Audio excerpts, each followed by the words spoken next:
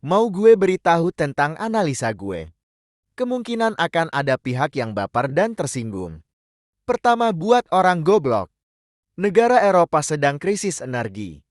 Jadi jangan merasa besar kepala seolah rezim ini bisa menundukkan negara Eropa. Justru negara Eropa ingin manfaatin rezim bajingan tolol untuk membuka lahan pertambangan agar bisa menyelamatkan masalah krisis energi di negeri mereka akibat perang Ukraina dan Rusia.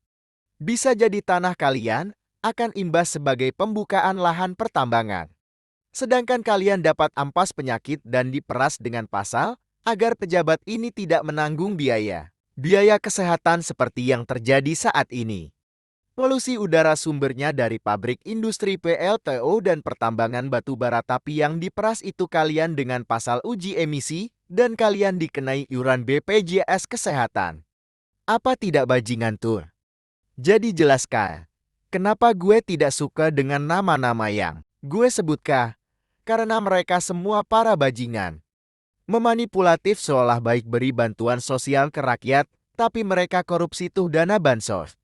Terus membisniskan hidup kalian dengan PCR dan vaksin COVID. Sudah itu kalian dikenai pasal kerumunan. Sedangkan bandara tidak ditutup. Tetap berdatangan TKA, Cina. Apa tidak kocak? Sumber masalah penyakit dibiarkan masuk ke Indonesia. Tapi rakyatnya dicurigai sebagai penyebar penyakit COVID. Dipasalin lagi. Apa bukan pemerasan tuh? Sekarang polusi udara. Padahal sudah jelas sumbernya dari mana. Rakyat lagi yang diperas dengan pasal uji emisi. Apa kalian tidak curiga sama bajingan yang jadi pejabat? Mereka cari untung dengan merugikan rakyat. Tidak mau memberi kompensasi pada rakyat jika rakyat terkena penyakit karena bisnis haram mereka. Tapi malah memeras rakyatnya dan dipaksa beli kendaraan listrik. Betapa jahatnya pejabat di rezim ini.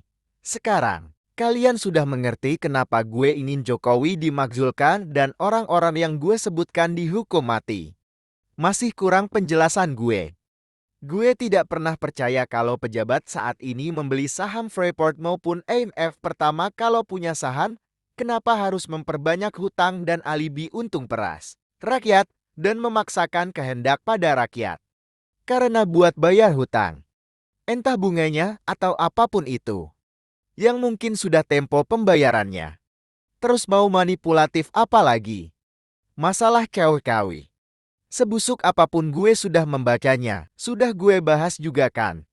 Yaitu dengan kata peristiwa 65 harus terulang kembali seperti merontokkan kader dan simpatisan PKI yang berada di kabinet maupun instansi dan institusi pemerintahan, entah dijadikan tahanan politik atau diamuk sama rakyat sampai tidak ada lagi kebangkitan PKI. Kalau sekarang, kalian sudah tahu kan partai mana yang berkuasa dan menyebarkan kadernya seperti partai PKI. Ya, Partai Dajjal Indonesia Perjuangan. Kalau kalian biarkan, kelak mereka akan berulah dan buat keonaran atau kerusuhan. Kalian sudah lihat kan rekam jejak digital mereka. Tidak berkuasa rusuh menghasut rakyat dengan mengaku partai Wong Cilik. Setelah berkuasa malah semena-mena buat peraturan. Outsourcing kerja kontrak. Sekarang Omnibus Law. Gue tidak suka bukan tanpa sebab. Pasti ada sebabnya gue tidak suka. Jadi pahamkan.